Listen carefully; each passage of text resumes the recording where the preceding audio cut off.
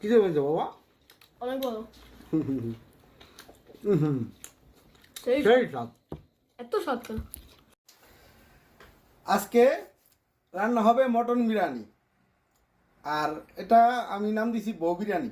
ঠিক আছে, তো কি কি আছে সেটা আপনাদের দেখাচ্ছি এখন। খাসির মাংস, এখানে কয় কিলো খাসি আছে? 1.5 কিলো।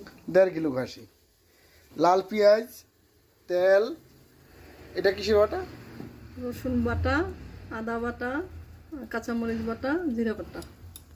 তারপরে আছে তেজপাতা, দারচিনি, এলাচি, লবঙ্গ, লেবু, টমেটো। টমেটো। আর এটার সাথে একটা মশলা হবে লাজিজা বিরিয়ানি মশলা। সাথে আছে চাল ভিজানো। তেলে মাংস দেওয়া হচ্ছে।